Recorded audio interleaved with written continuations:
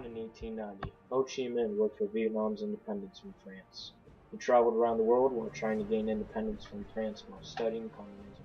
When he returned in 1941, he organized a group to resist Japanese occupation called the Viet Minh. When the Viet Minh defeated Japan, Ho Chi Minh hoped that he would have help from the U.S. instead. The United States was in favor of France due to Vietnam's communist outlook. At the Geneva Conference, Vietnamese forces controlled the north and France controlled the South Vietnam, with two different points of views.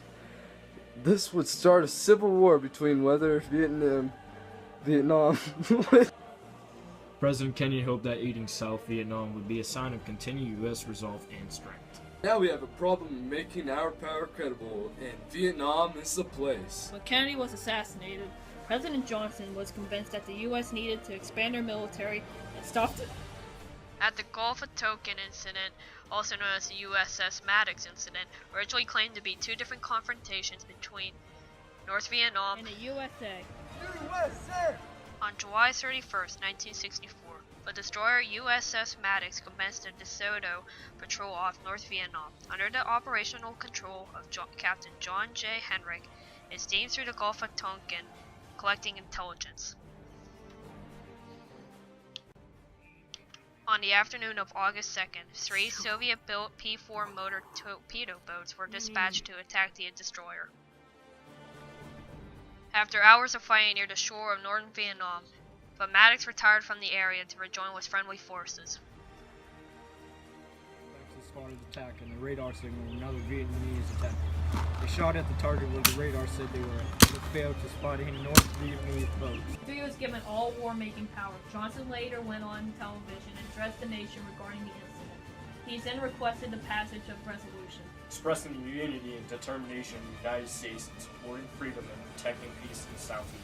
arguing that it didn't seek a Wider war, Johnson stated that the importance of showing that the United States would continue to protect its national interests. Now as the war officially begun, difficulties arose with ground fighting in the Vietnam War. In March 1965, President Lyndon Johnson ordered the first U.S. ground troops to Vietnam.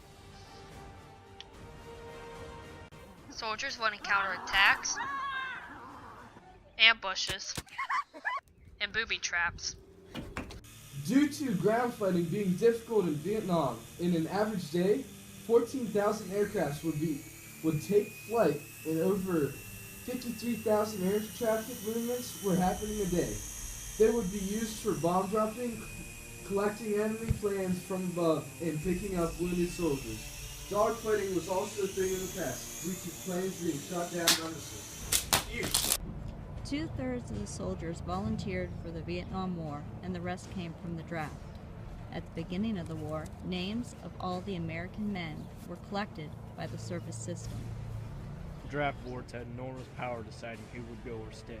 Most of the men who were drafted were from poor working class areas.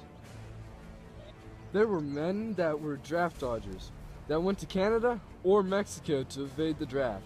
They were known as cowards and got involved with anti-war movements. The draft lottery was organized by birth dates. Dates were then put into blue capsules and drawn from a bowl. Some people were lucky, others not so much.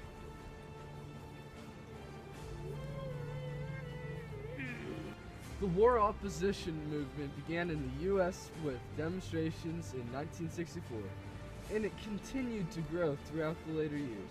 The United States' involvement was opposed by many different groups of people: students, lawyers, hippies, and many others. Many of the people from the U.S. did not support our involvement. On May 4th, 1975, the Ohio National Guard fired upon a crowd at Kent State. There were 4 killed and 9 students wounded during the demonstration. The events triggered a nationwide strike that forced numerous colleges to close. The National Guard was called in because the protest was getting violent over the invasion of the United States in Cambodia and then expanding the war, even though it was coming towards an end.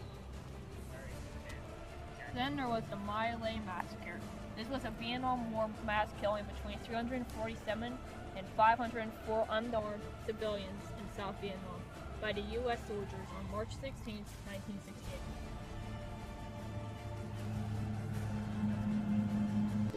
That was until reporter Seymour Hersh broke the story in 30 U.S. newspapers, but the United States government backed the military 100%. However, American citizens' demand to withdraw from Vietnam will continue to grow, while others question the idea of blind loyalty to the military leadership. Things culminated when the Pentagon Papers contained the United States Department of Defense history of political military involvement in the Vietnam from 1945 to 1967, were discovered and released by Daniel Ellsberg. These papers were featured on the front cover of the New York Times. This greatly impacted the American people because the information had always been blocked from the public's eye. With war support declining, it confirmed many people's suspicions about the active role of the U.S. government and angered more citizens. American combat deaths exceeded 3,600 and there seemed no end in sight. That is until the Vietnamization policy by Richard Nixon's administration to end U.S. involvement in the Vietnam War was enacted. It was a program created to expand, equip, and train South Vietnam's forces and assign them an ever-increasing combat role. The other part was the extension of pacification program. In South Vietnam, Nixon announced the withdrawal of 500,000 troops, and by May 1972, no American forces were on combat missions. By January 1973, only 25,000 American troops remained in Vietnam. But Tet Offense was a coordinated series of fierce attacks on more than 100 cities and towns in South Vietnam. It was a campaign of surprise attacks against military and civilian commands and control centers throughout South Vietnam. 70,000 North Vietnamese and Viet Cong forces executed this attack strategy. It was an attempt both to cement rebellion among the South Vietnamese population and encourage the United States to scale back its support on the Saigon regime. So, initial attacks stunned both the U.S. and South Vietnamese armies, causing them to temporarily lose control of several cities. They quickly regrouped, beat back the attack, and it inflicted heavy casualties on the North Vietnamese forces. The North Vietnamese executed thousands of people around the U.S. compact of Tay Sa. Fighting continued for 2 more months, and it was a military defeat for the North Vietnamese. This shocked and dismayed the American public and further eroded support for the war effort. Soon after Tet, the 3-year-long aerial bombing campaign against North Vietnam was halted. Peace talks began in Paris, while Nixon carried out his so-called Vietnamization to steadily reduce the number of U.S. combat troops in Vietnam. In January 1973, the Paris Peace Accords were eventually signed to restore peace and end direct U.S. military involvement in Vietnam, although the treaty never stopped the fighting between them. Actually, when North Vietnamese offense forced South Vietnamese troops to withdraw from northern provinces. The withdrawal quickly became a disorganized retreat when communists began to move on to Saigon. President Gerald Ford, who succeeded to the presidency in 1974 after resignation of Richard Nixon, announced that the Vietnam War was finished. As Saigon fell, Ford ordered the evacuation of American citizens and Vietnam sympathizers. More than 100,000 Vietnamese refugees entered the United States. The Vietnam War ended in the fall of South Vietnam capital of Saigon to the North Vietnamese Army, April 30th, 1975.